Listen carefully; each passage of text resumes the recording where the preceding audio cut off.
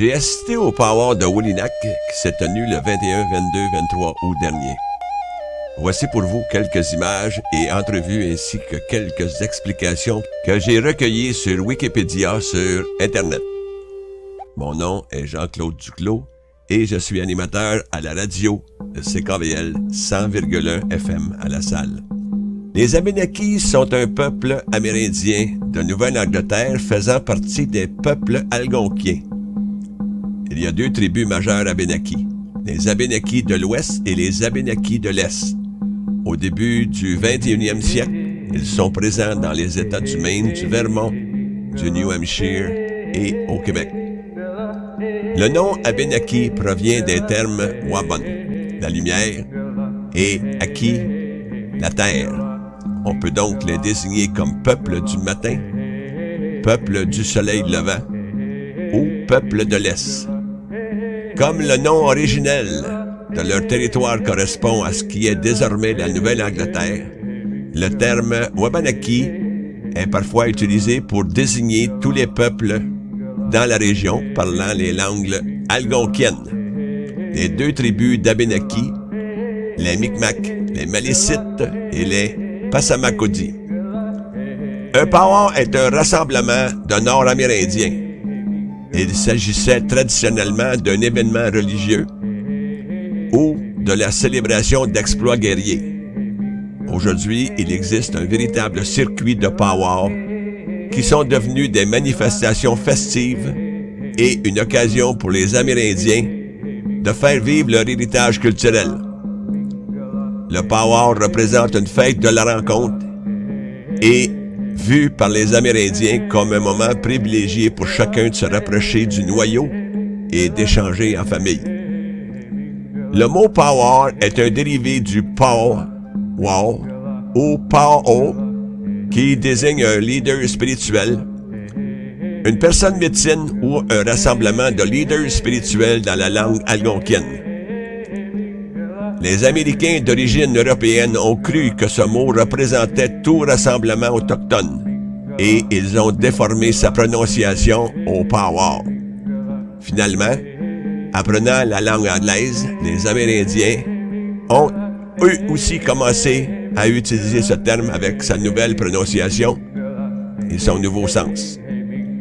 Plusieurs sources indiquent que les powwows prennent racine dans une cérémonie religieuse des Pawnees et qu'elle était pratiquée il y a au moins 2 siècles. Les guerriers se réunissaient pour danser et célébrer leurs exploits et leur bonne fortune. Cette coutume aurait été reprise par la nation des Omaha et se serait ensuite répandue aux autres nations amérindiennes des Grandes Plaines.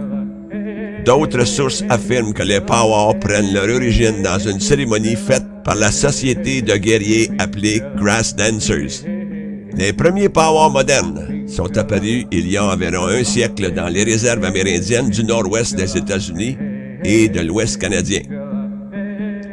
Les danses amérindiennes étaient mal perçues par les non-autochtones qui y voyaient des danses de guerre. De plus, il était évident que ces cérémonies et ces danses jouaient un rôle majeur dans l'identité et la culture des Premières Nations et qu'elles rendaient leur assimilation plus difficile. C'est pourquoi elles ont été la cible de répression par les gouvernements américains et canadiens. Les dirigeants des églises chrétiennes, quant à eux, s'opposaient avec force à toute croyance religieuse traditionnelle et à leurs manifestations telles les cérémonies et les danses. Au Canada, les danses traditionnelles autochtones furent réprimées par le gouvernement pendant des décennies. L'amendement de 1880 apporté à la loi sur les Indiens interdisait aux Amérindiens d'organiser, de participer ou même d'assister à une cérémonie traditionnelle appelée potlatch ou à une danse appelée tamanawas, sous peine d'incarcération.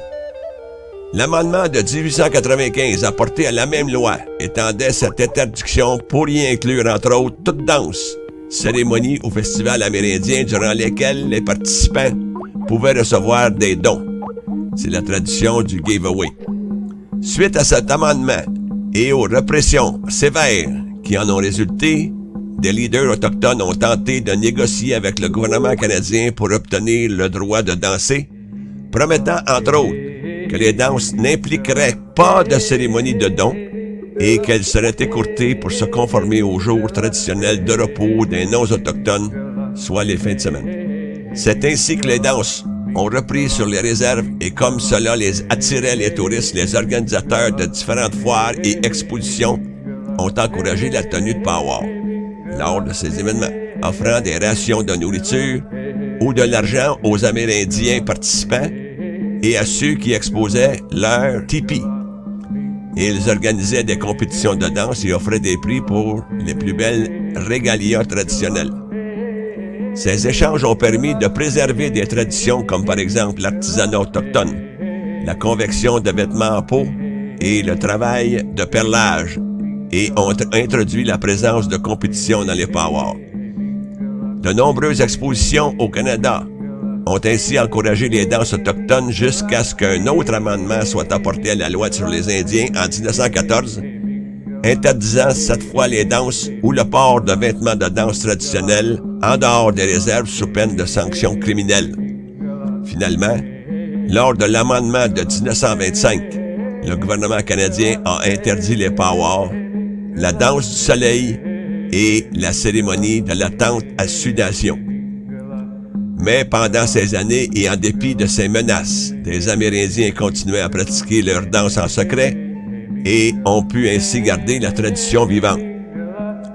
Après la Seconde Guerre mondiale, plusieurs vétérans de guerre canadiens d'origine amérindienne ont demandé des changements dans la loi, notamment la liberté de religion et le droit de pratiquer leurs cérémonies et leurs danses traditionnelles. De plus, l'opinion de la population canadienne en général concernant les Autochtones avait changé. En 1951, une refonte en profondeur de la loi sur les Indiens fut faite, et parmi les changements qu'elle comportait, elle permit aux Autochtones de tenir des powwows et des cérémonies en toute égalité au Canada. Le gouvernement américain a interdit les danses amérindiennes de 1880 à 1934. Maintenant, ce qu'il y en est des powwows d'aujourd'hui. Alors qu'il s'agissait à l'origine d'une manifestation guerrière ou spirituelle, les powwows ont pris une tournure festive et culturelle. Les powwows modernes sont généralement intertribaux, c'est-à-dire que tout le monde peut participer. Ils ont ainsi l'occasion d'organiser des concours de danse ou des foires pour l'artisanat traditionnel. Il semblerait que les powwows soient devenus l'un des principaux moyens de l'expression de l'identité amérindienne et de la sauvegarde de leur culture. Organisés tout d'abord dans les réserves, les powwows se sont multipliés et on en trouve par exemple dans les universités. À Window Rock, en Arizona, le powwow de la fête de la nation Navajo réunit chaque année des Indiens venus de tout le pays. Un jeune Cree en costume traditionnel de parade tient le drapeau des États-Unis comme pour revendiquer également son appartenance à l'Union. En France, la mairie d'Ornans, avec l'aide de l'association Four Winds, organise tous les 2 ans un powwow à Ornans, en Franche-Comté.